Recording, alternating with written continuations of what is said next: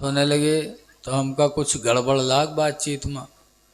तो हम पूछा, भैया तो किके उम्मती है, किसकी उम्मत में हो तुम? तो कहते का मौलवी जाने, हमें नहीं पता है। सीधे मौलवीन पर ढकेल दिए। तो हम चुप हो गए। इतने में एक साहब चाय लेके आए, मुझे रंजीदा देखा, कहा मौलाना साहब कहा बात, चाय पियो। हमने कहा ये कैसा आदमी है यार। मैंने इससे पूछा किसकी उम्मत में हो, तो कहता मौलवी जाने। तो कहते अरे हजरत तू जाहिल हो कि पीछे काहे फिरे हो? हम कहा अच्छा तुम बताओ। तो कहते अरे तुमसे बाहर थो रोहन, चाय पियो। अब बताओ, जवान हो जाते हैं और उन्हें अपने इस्लाम की तारीख नहीं मालूम। ऐ लोगों, जलसे में आया करो और थोड़ा ध्यान से सुना करो।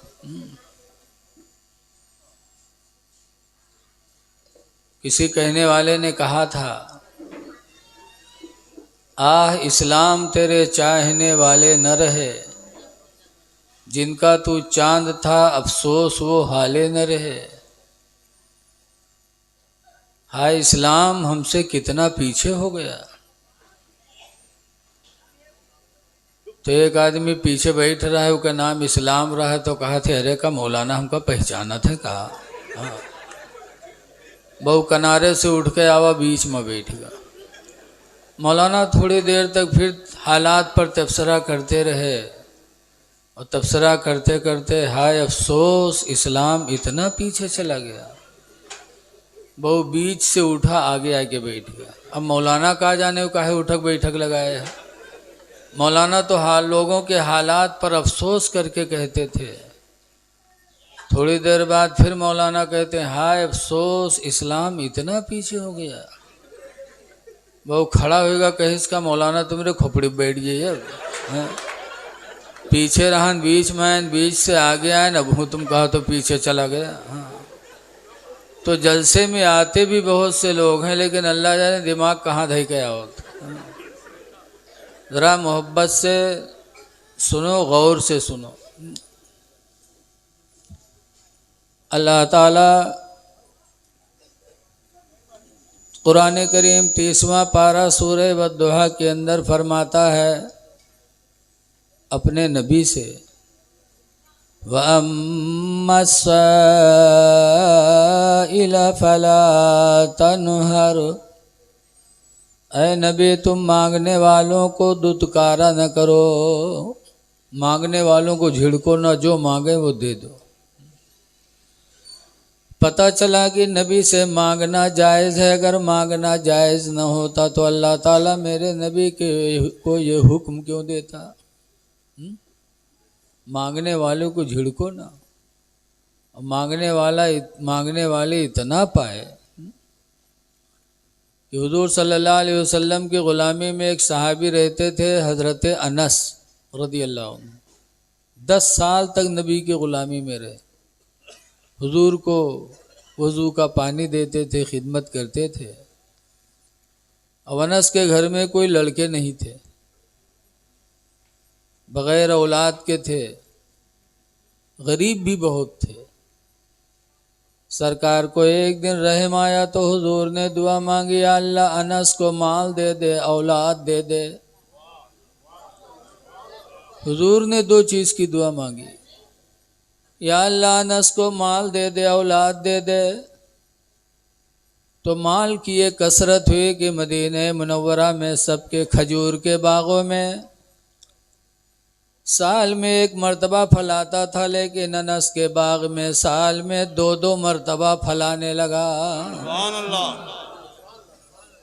है कोई आम की बगिया जिसमें साल में 2 मरतबा फलाता हो?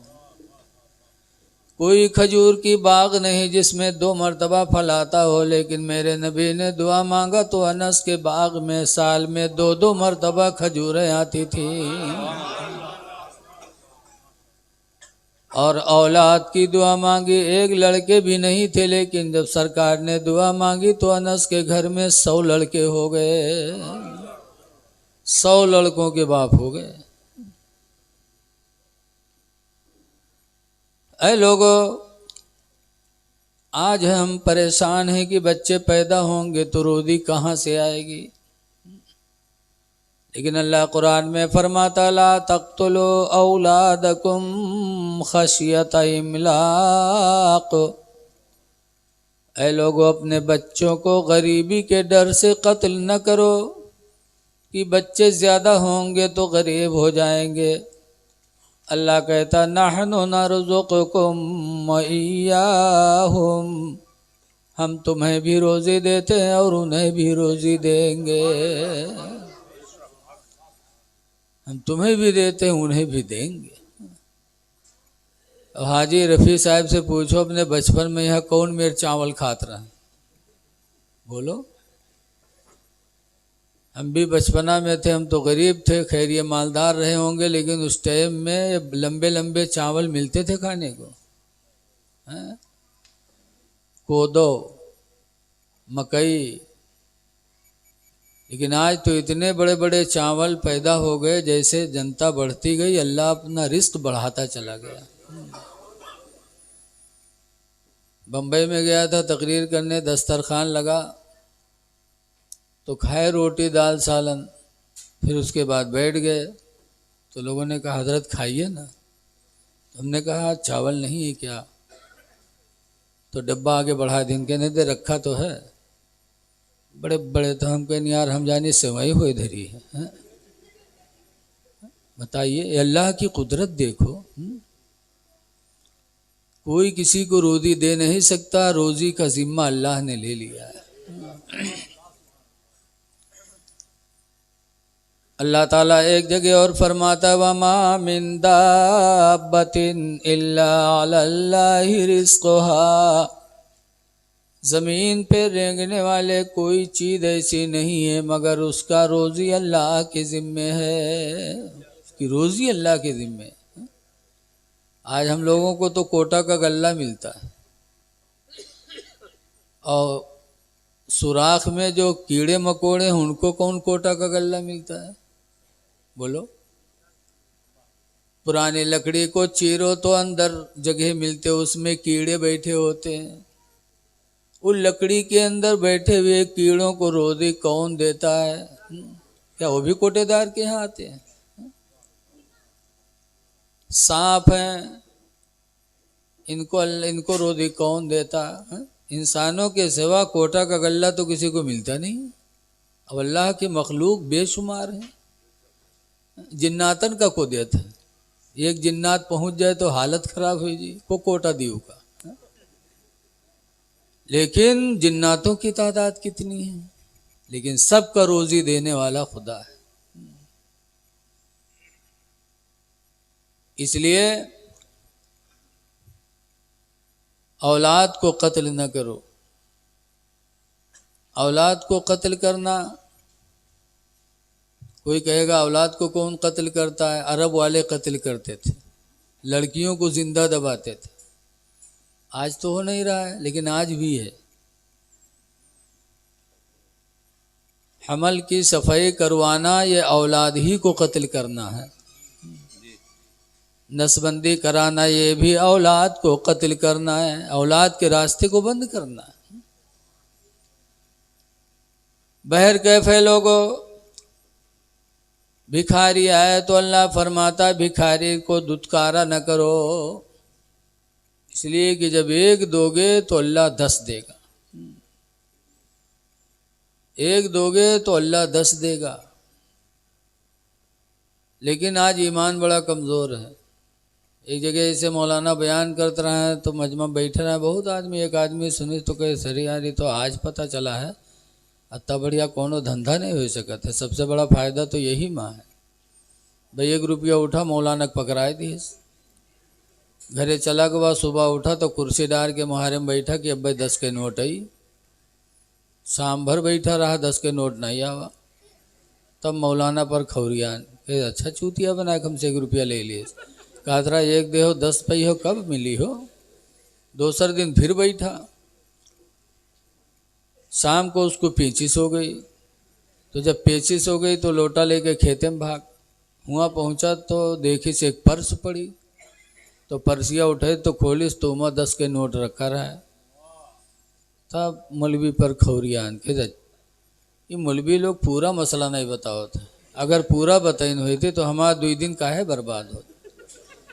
पैखाना कह के वहाँ से लौटाओ गवा मौलवी के पास, कहीं मौलवी मसला बताओ करो तो पूरा पूरा बताओ करो। कहीं का हुआ हो, कहीं का जाओ कल तुम हम आधा मसला बयान करके हमारा दिन खराब कर दियो। कहीं का हुआ, कहीं तो मसला बता रहा हो कि अल्लाह के नाम पर जो 1 देगा अल्लाह 10 देगा। कहीं हाँ बताओ तो रहा है। कहीं पूरा मसला बताया करो। कहा पूरा क्या, तो कहा पूरा मसला बताया करो कि 1 दोगे 35 आएगी तो 10 पाओगे। तुमने 35 बताया ही नहीं, मेरा 2 दिन खराब हो गया है। बताओ ऐसे ऐसे भी बौरहे होते हैं। खुशनसीब हैं वो लोग जिन्होंने अपने नबी की मिलाद पर अपनी मेहनत की कमाई खर्च किया। और कुरान के हिसाब से पता चलता है कि नबी को अल्लाह ने मजबूर नहीं बनाया बल्कि मंगतों को देने वाला बनाया है। अब ऐसा दिया कि जिंदगी भर मांगने की ज़रूरत नहीं पड़ी लोगों को। जिन्होंने लिया वो पाए। इसीलिए आला हजरत इमाम अहले सुन्नत फरमाते हैं कि मैं भिखारी वो करीम उनका खुदा उनसे फदूं। मैं भिखारी वो करीम उनका खुदा उनसे फदूं। और ना कहना नहीं आदत रसूलुल्लाह की, और ना कहना नहीं आदत रसूलुल्लाह की। हमारे आपके नबी मक्का शरीफ में पैदा हुए। 40 साल के बाद ऐलान नबूवत किया तो लोग हुजूर के दुश्मन बने। और ऐसा दुश्मन बने कि कोई तकलीफ मेरे नबी पे बाकी नहीं रखी जो मक्का के लोगों ने ढाया ना हो। 3 साल तक एक हाथे में मेरे नबी को बंद कर दिया। इस्लाम बंद करो, कहा ना। तो 3 साल तक हाथे में बंद रखा बगैर दाना और पानी के। किस तरह मेरे नबी ने 3 साल काटा होगा। बड़ी तकलीफें दी, फिर भी दीन की बात करते रहे। जब 53 साल पूरे हुए तो लोगों ने कत्ल का प्लान बनाया। जब कत्ल का प्लान बनाया तो मेरे नबी ने मक्का छोड़ा, मक्का से मदीना चले गए। और जब मदीना पहुंचे तो सबसे पहले मेरे नबी ने मदीने में पहुंचकर एक तकरीर किया था। वो तकरीर क्या थी मेरे पैगंबर की? सबसे पहले तकरीर में मेरे नबी ने 3 बातें बताई थी। नंबर 1 पर फरमाया था या अय्युहन्नासु इफ्शउस्सलाम बैनकुम। ऐ लोगो तुम आपस में एक दूसरे से सलाम किया करो। सबसे पहला पैगाम मेरे नबी ने मदीने में यही दिया था। ऐ लोगो आपस में सलाम किया करो, इसलिए कि सलाम एक दुआ है। हम जब किसी से कहते हैं अस्सलामु अलैकुम तो इसका मतलब क्या है? तुम सलामत रहो। ये अरबी लफ्ज़ है अस्सलामु अलैकुम, तुम पर सलामती हो, तुम सलामत रहो। लेकिन हमें आप में बहुत जो दुनिया अपने तरक्की पे नाज करती है उनका तरीका देखो। वो मिली है तो सलाम करिए, वो कहें गुड मॉर्निंग। और गुड मॉर्निंग मतलब तुम्हारी सुबह अच्छी हो। सुबह अच्छी हो और रात भर लतियाए जाओ। सुबह अच्छी हो जाए बस। शाम को मिलेंगे तो कहेंगे गुड नाइट। गुड नाइट माने तुम्हारी रात अच्छी हो, रात अच्छी हो दिन भर। लेकिन ए मेरे मुसलमान भाइयों, तुम अपने नबी की रहमत पे कुर्बान जाओ। उनके जरिए अल्लाह ने हमको तुमको सलाम का कितना अच्छा लफ्ज़ अता फरमाया। अस्सलामु अलैकुम, तुम सलामत रहो। तुम्हारा दिन भी सलामत, तुम्हारी रात भी सलामत, सुबह भी सलामत, शाम भी सलामत। तुम सलामत रहो। लेकिन आज अफसोस है कि हम मौलाना साहब से तो सलाम करके उनको दुआ देंगे, पड़ोसियों से सलाम करेंगे, लेकिन अपने माँ बाप को सलाम नहीं करते। भाई भाई से सलाम नहीं करता, बहन बहन से सलाम नहीं करती, मियाँ बीवी एक दूसरे को सलाम नहीं करते, जबकि दुआ के सबसे ज़्यादा मुस्तहिक तुम्हारे घर वाले हैं। सुभान अल्लाह, सुभान। अपने घर वालों को दुआ दो, सलाम करो एक दूसरे से। लेकिन आज घरों में रवाज नहीं है। सलाम दुआ भी है और सलाम मोहब्बत का जरिया भी है। सलाम करोगे तो इंशाअल्लाह दिल में कभी नफरत नहीं पैदा होगी।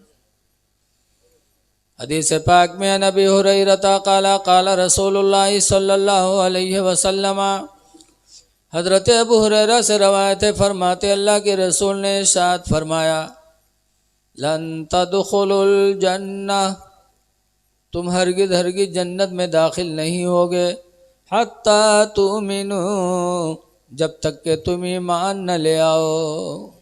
यहाँ तक कि तुम ईमान ले आओ।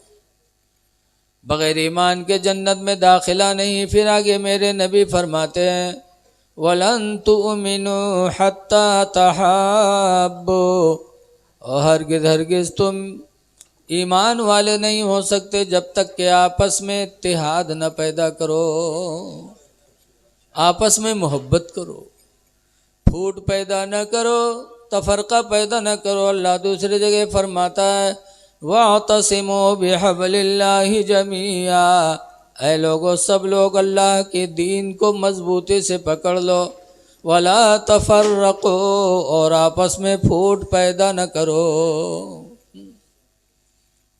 जब तक मोहब्बत नहीं करोगे ईमान मुकम्मल नहीं होगा। फिर सरकार फरमाते हैं, अवला अदुल्लुकुम अला शई, ऐ मेरे सहाबा क्या ऐसी चीज़ मैं तुमको न बता दूं, इदा फ़अलतुमूहु, कि जब तुम लोग उस चीज़ को करोगे, तहाबबतुम, तुम्हारे बीच में मोहब्बत पैदा हो जाएगी। कालू बला, साहबा ने कहा अल्लाह के रसूल बता दीजिए वो कौन सी चीज़ है जिसको करने से आपस में मोहब्बत पैदा होती है। तब सरकार ने फरमाया, इफ़शउस्सलाम बैनकुम, आपस में मिला करो तो सलाम कर लिया करो। सुभान अल्लाह।